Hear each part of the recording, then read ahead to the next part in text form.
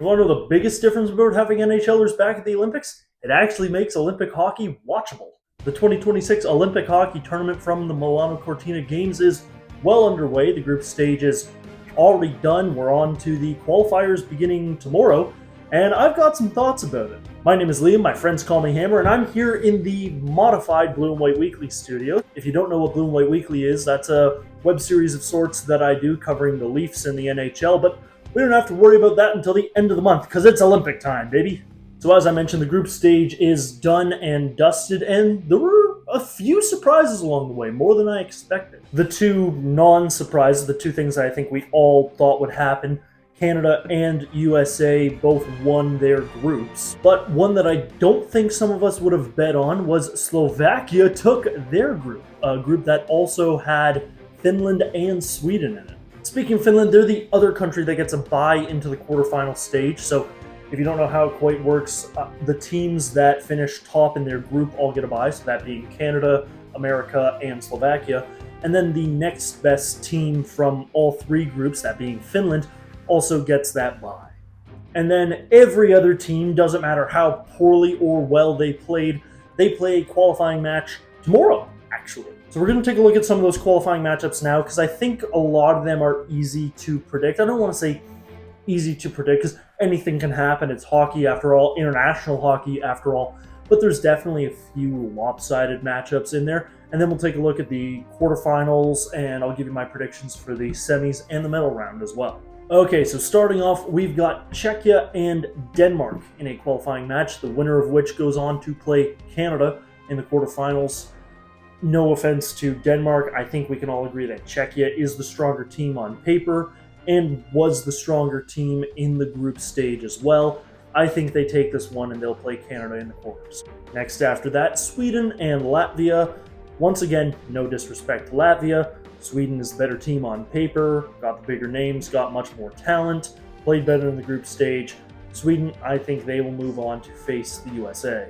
After that, we have Germany and France. Germany has had a very strong tournament so far, especially considering some of their opposition. I think they take down France. Sorry to all my French viewers, if there are any French viewers, I hope there are, but I think Germany will advance to play Slovakia. And then our final qualifier to talk about, Switzerland and Italy, the host country. Italy actually shocked me a couple times with their style of play. They gave Sweden a run for their money, which quite shocked me. Obviously, Sweden took it in the end, and Italy's coming off an 11-0 defeat to Finland. That cannot be good for team morale. I don't care that it's your home ice. I think Switzerland takes this one and will advance to play Finland. So if my predictions ring true tomorrow, that leaves us with Canada, Czechia, USA, Sweden, Slovakia, Germany, and Finland, Switzerland in our quarterfinal matchups. Let's take a look at all those right now. We'll work our way backwards this time and begin with Finland and Switzerland. These two teams didn't meet up in the group stage. They were playing in separate groups. Finland, obviously, you would think as one of the kind of four superpowers of hockey, they'd be the better team on paper. This Swiss team is nothing to joke about this year. Obviously, they're definitely missing a step after losing Kevin Fiala in the matchup against Canada the other day. The LA Kings have announced that Fiala had successful surgery and will miss the remainder of the NHL season. Condolences to him. Hopefully the Kings can still make something of their season. They're in that fight in the Pacific Division. I think losing a key piece like that is going to have an effect on how Switzerland plays in this knockout stage.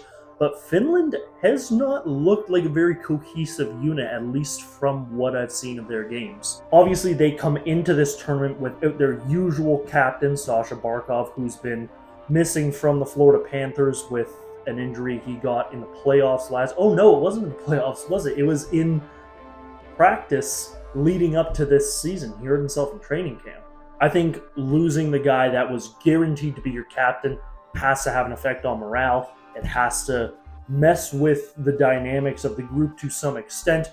Obviously, in hockey, one player does not make a team, but Finland just hasn't looked like the team we know they can be. So that being said, you got two teams, both missing really strong players.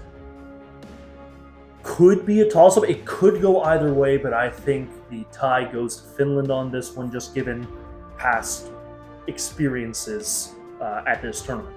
After that, we look to Slovakia and Germany. Obviously, Slovakia is the higher seed of the two, but I think Germany is the better team, especially with the firepower of guys like Moritz Seider, Tim Stützle, and of course the probably second best player in the world, Leon Draisaitl. Germany's definitely had their ups and downs throughout this tournament. They got, I don't want to say demolished by Team USA, but definitely took a hit to their egos.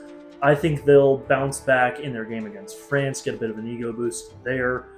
Not to say that France is an easy opponent by any metric, but I think they'll definitely, gain some confidence back there, carry that confidence into the Slovakia game, and I think Germany has what it takes to take down Slovakia in the quarterfinal stage. After that, we have USA and Sweden, two of the superpowers in the hockey world, and neither team really has looked like a well-oiled machine out there. Both teams are kind of missing their passes. There's a lot of miscommunication on the benches, on the ice. They get caught on changes. They get caught in their own zone a weird amount of times.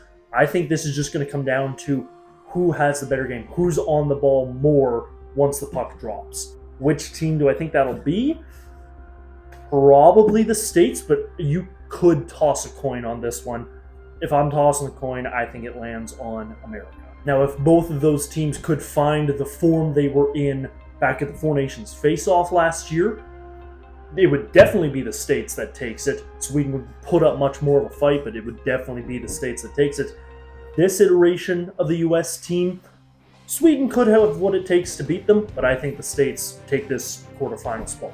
Then we come to the last of our theoretical quarterfinal matchups, Canada and Czechia. In recent international play, in particular the World Juniors, Czechia has had Canada's number. Czechia has been our kryptonite, really, at the World Juniors over the last 2 years in particular.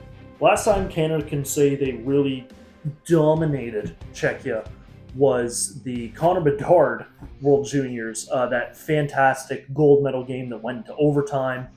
And the fact that Czechia got to the gold medal game, the fact that it went to overtime, you cannot call it dominance. Czechia is more and more becoming a stronger hockey nation and making a case for themselves to not be written off against kind of the big four, the four nations, if you will, the Canada, US, Sweden, Finlands of the world. But we're not talking World Juniors, we're talking Olympics, we're talking NHL players. Canada has already proven in this tournament that they can take down Czechia. They took them down in their opening contest of this Olympics 5-0. I think you'll see a repeat performance should they meet the quarterfinal. Canada advances. Then for the semifinal, once the reseeding happens, you get the matchups of the number one seed Canada versus Germany and USA versus Finland. USA and Finland, kind of like the conversation we had just now about Sweden and the US, not really firing on all cylinders here. I hate to keep using the term on paper, but if you compare the two rosters without looking at how they've played so far in this tournament, US has more talent, they have the bigger names, and I think should the two meet in the semifinal stage, the US, with a bit of difficulty, would take down Finland to advance to the gold medal. And then in a potential matchup of Canada and Germany, obviously I'm a little bit biased here, but I don't see anyone arguing the point that Canada would beat Germany. I don't want to use the term handily, but Canada is one of the more well-oiled machines at this tournament. The guys look like they've been playing together for a long time. Obviously, the chemistry that they built at the Four Nations face-off last year, and then you throw in such talent like a guy like Macklin Celebrini, under the age of 20, and is playing on a top line with Connor McDavid and Tom Wilson. Absolutely incredible stuff. Canada takes down Germany in a potential semifinal matchup, which then tees us up for a medal round. In the bronze, Germany and Finland, and in the gold, Canada and USA.